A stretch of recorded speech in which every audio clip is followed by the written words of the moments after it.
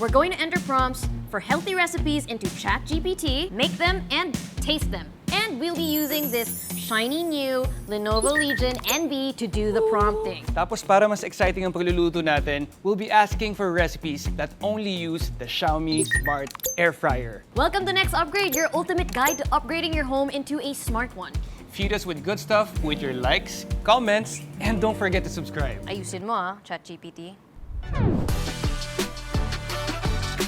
You got this, ChatGPT.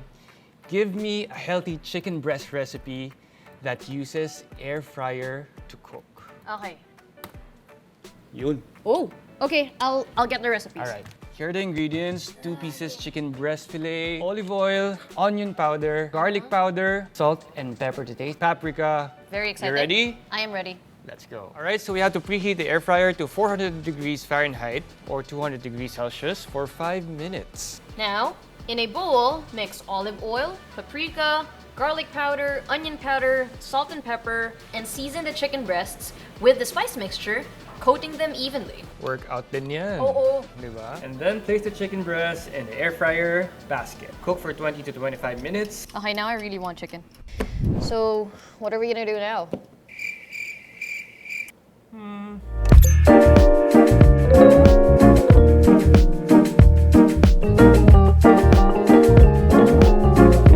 Drum roll! Here you go. All right, that looks so good. Cheers. Cheers. There you go. Come on, go. It's actually not Not too dry. dry. Yeah. What I think the benefit of having an air fryer is, compared to like cooking it sa pan, is that it cooks more evenly because of the constant temperature, right? Yeah. Heat circulates inside. Rate this 1 to 5. I'm gonna go with 4.5. Hungry chews. See what I did there? Chew. Choo. Pikachu. Pika-pika. Mainly for the taste. We did a good job seasoning. Yes. Cheers.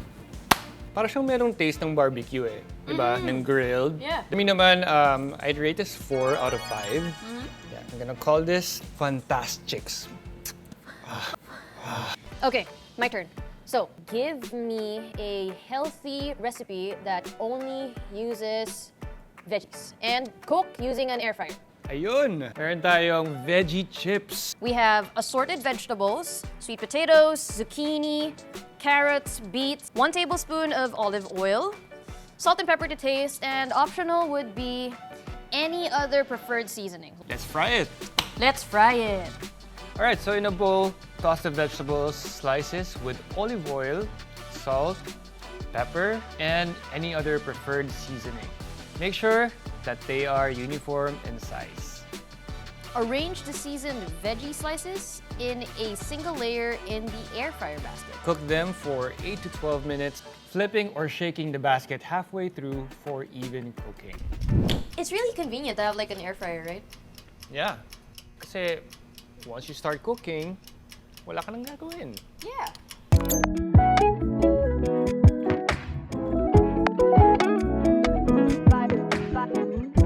Are you vegan? I'm not. I like my You'll meats. be vegan after this. Ah. I'm gonna take this one. A beautiful, sexy carrot. Cheers. Here we go. This is something that's guiltless to snack on. And it was very easy to make. Healthy snack, foolproof.